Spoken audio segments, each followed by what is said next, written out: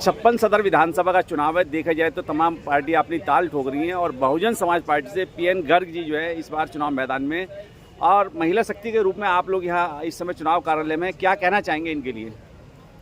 सबसे पहले हम सभी का साधुवाद करेंगे कि सब एक साथ मिलकर के आगे बढ़ रहे हैं और बहन जी को इस बार जीतना ही होगा, क्योंकि जब बहन जी आती हैं सत्ता में तो हर कोई ये कहता है कि ऐसी, आपसे पहले जो 90 साल का बुजुर्ग होता है उससे भी अगर पूछा जाए तो ये कह देता है कि हमने ऐसा शासन कभी नहीं देखा अपनी 90 साल की उम्र में। तो 90 वर्ष का वृद्ध जब ऐसे बोल सकता है तो हम लोग तो खैर कम आयु के थे जब बहन जी की शासन था, तो उस वक्त जितने भी गुंडे टाइप के लोग होते थे वो सब अंडरग्राउंड हो जाया करते थे उनके सिर्फ शासन में आने से ही, और इतना खौफ होता था कि अधिकारी लोग भी अपना कार्य भली भांति करने लग जाते थे और किसी तरह का कोई मतलब गलत काम नहीं होता था उस टाइम पे। सबकी बहन बेटियां भी सुरक्षित हुआ करती थी, लेकिन आज उन्हीं की ज़रूरत है हमारे समाज को कि वो फिर से एक बार आएँ और हम सबको, महिलाओं को हमारे अधिकार के साथ साथ सुरक्षा भी मिले।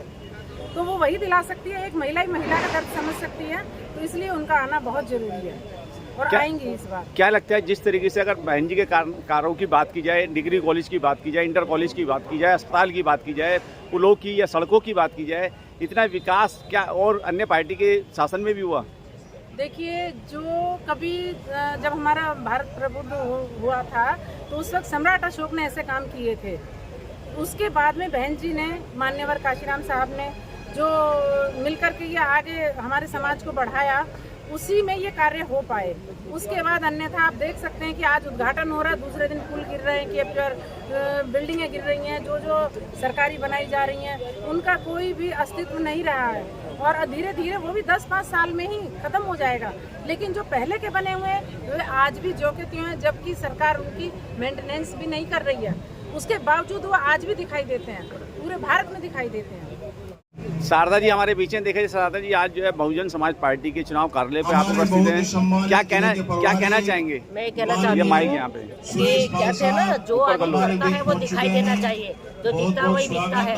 तो मायावती बहन जी ने तब से जब भी उन्होंने शासन संभाला 4 बार उन्होंने इतना धांसू काम किया, इतने स्टेप उठाए हैं कि पूरे समाज को क्या, पूरे देश को बदल के रख दिया। महिलाओं के लिए उस समय किसी की हिम्मत नहीं थी कि महिलाओं का कोई अपमान कर दे, और उस समय ऐसे स्ट्रॉन्ग, मैं क्या बताऊं कि उन्होंने इतने अच्छे स्टेप उठाए कि जो बहुत ही ज़्यादा बड़े लेवल पर जो माफिया था, काम कर रहा था, उनको सब कुछ जीरो पे ला दिया। और मायावती बहन जी एक महिला होने के साथ साथ उन्होंने समाज में पहली बार ही जो सत्ता संभाली थी और ऐसी संभाली थी जो देखने लायक और सुनने लायक। और बीएसपी का अपने समय से ही बहुत काम है, क्योंकि 84 से हूँ मैं, मेरी उम्र कम थी, मेरी नौकरी लगी थी नई, और सब लोगों ने मुझसे कहा था कि तुम इसमें काम मत करो राजनीति में। मैंने कहा नहीं, मैं जेल भी गई हूँ उनके साथ, मायावती बहन जी के साथ। देखो, आप यकीन कर सकते हो उस समय का जो समा था वो हमने देखा हुआ है। ये तो बाद के बच्चे हैं, उस समय छोटे ही होंगे, पर हम भी उस समय छोटे थे, बट यह है कि हमने ये स्टेप उठाए क्योंकि उनकी शक्ति को देखकर, उनकी जो देशभक्ति थी मायावती बहन जी की, और उन्होंने ऐसे काम किए थे। अच्छे लोग उनके सामने घबराते थे। शासन व्यवस्था और ये जो सिक्योरिटी व्यवस्था, वो सबको उन्होंने ऐसे संभाला था कि देखने योग्य था। उसी को याद करके आज भी लोग उनका नाम लेते समझ जाते हैं, उन्हें बताने की जरूरत नहीं पड़ती। उनको आज किसी को भी ये बताने की जरूरत नहीं है भारत में कि मायावती का शासन कैसा था या वो पार्टी कैसी है, उसमें क्या काम होता है, सब कुछ पहले से ही पता है सब लोगों को। जितना बहुजन समाज को उन्होंने उन्नत किया है उतना कोई नहीं कर सकता। मैं गारंटी से कह सकती हूँ कि जितना उन्होंने देखा है हमारे समाज को ऊंचा उठाया, उतना कोई नहीं। मायावती बहन जी के बारे में बताने की जरूरत नहीं है, उन्होंने अच्छे से टक्कर लिए उन्होंने समाज को छोटे से ऊपर उठाया। हमारे समाज के लिए शिक्षा के स्तर में देखो, या उन्होंने नौकरी के स्तर में देखो, अनुशासन के स्तर में देखो, हर विभाग में उन्होंने इतना सराहनीय कार्य किया है कि मेरे ख्याल से कोई नहीं कर सकता इसका। उनको कोई पहचानने की जरूरत नहीं है। इसलिए हम राकेश कठेरिया खुद जी ही भी दौड़े अपने चले साथियों को जाते लेके हैं। हमारे जहाँ बीच में पहुंचे बाबा हैं। साहब राकेश ने कठेरिया जी का डॉक्टर बहुत बहुत अम्बेडकर ने स्वागत, हाथी का अभिनंदन। उन्होंने हाथी को भी इतना अपनी पार्टी सभी में इतना वो उसको कहते हैं ना कि स्वागत, जानवरों को अभिनंदन। इतना सम्मान दिया है कि वो जीतते ही गए। 4 बार वो मुख्यमंत्री बनी है उत्तर प्रदेश की। तो भी उसके बावजूद साथी उनके अंदर कार्यक्रम इतनी स्थल पर strongness पहुंचे अपने हैं। आप मैं में। सभी साथियों से कहते हैं ना, अनुरोध बिरले ही करूंगा पैदा होते हैं कि जो देश में नाम अपना करते स्थान ले हैं और लें। उनका नाम है, काम प्रांगण में जो भी है, सम्मान कुर्सी है, है, वो सबको आप भी दिलाती कुर्सियों पर है। बैठें। उम्मीद करते हैं आगे भी सारे आप सभी कार्यकर्ता का बहुत बहुत मेहनत से स्वागत, काम अभिनंदन। करें, अपने स्वार्थ को छोड़कर और इसमें काम करें, इसको ऊंचा उठाएं, तभी हमारे समाज का हनीफ कल्याण हो सलमान सकता है। ने हमारे आप क्या कहना चाहते हैं? आज जो है बसपा कार्यालय पे है आप, तो बसपा के लिए क्या कहेंगे?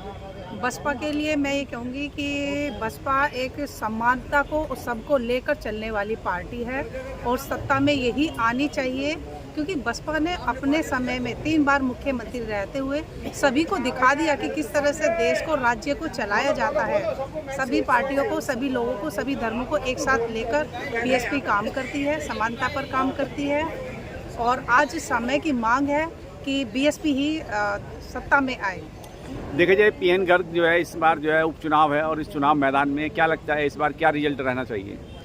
पीएन गर्ग के बारे में मैं जहाँ तक जानती हूँ, मेरे पड़ोसी भी हैं और बहुत ही बेहतरीन व्यक्ति हैं, मिलनसार व्यक्ति हैं, सबको साथ लेकर चलने वाले व्यक्ति हैं। ऐसा मैं इतने विश्वास के साथ इसलिए बोल पा रही हूँ क्योंकि मैं उनको जानती हूँ, मेरे पड़ोसी हैं, पटेल नगर के रहने वाले हैं। सभी के साथ उनका कॉलोनी में बहुत अच्छा व्यवहार है। जो व्यक्ति कहते हैं ना, जिसका घर में जैसा व्यवहार रहेगा वैसे ही मोहल्ले में रहेगा, समाज में रहेगा, तो वो अपने घर को में भी बहुत अच्छे हैं, उसी हिसाब से मोहल्ले में अच्छे हैं। जो घर को, मोहल्ले को लेकर चल सकता है वो देश को और राज्य को भी बहुत अच्छे स्तर से चला सकता है। लेकिन कई बार वकील साहब आरोप लगते हैं कि अन्य पार्टियों से आके बसपा से चुनाव लड़के लोग घर बैठ जाते हैं, तो इस विषय पे भी कुछ कहेंगे?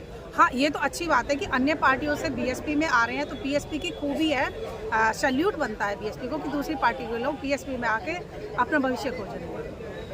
क्या लगता है इस बार जो है जैसे अन्य पार्टियां भी चुनाव मैदान में हैं और सभी अपने अपनी जीत के दावे कर रही हैं, बसपा कहां तक इसमें खरी उतर पाएगी? देखो, हर इंसान जीत का ही दावा करता है, कोई ये तो कहेगा कि नहीं हम हारने के लिए आए हैं, और करना भी चाहिए। जब मैदान में आया जाता है तो जीतने के लिए आया जाता है, लेकिन हमें औरों से मतलब नहीं है, हमें अपने से मतलब है, अपनी पार्टी से मतलब है। सब लोग मिलकर सहयोग करें और बीएसपी को जिताने में पूरा तन मन धन से साथ दें। बिल्कुल एक बहुत बेहतरीन शासन आपको मिलेगा। इसके अलावा आपकी अपनी कोई पर्सनल राय हो इस चुनाव के लिए? हाँ, मेरी पर्सनल राय ये है कि बीएसपी के जितने भी पदाधिकारी सभी सम्मानित हैं, साथियों जितने भी से कार्यकर्ता अनुरोध है हैं, कि केवल जो घरों भी में बैठ के साथी मीटिंग ना करें, वोटरों के प्रांगण में बीच में बैठे हुए जाएं, हैं, उनके सुख दुख को हमारे सुनें बीच और आज के मुख्य अतिथि पार्टी को जिताने का माननीय काम शमसुद्दीन करें। राइन साहब धन्यवाद। कुछ ही समय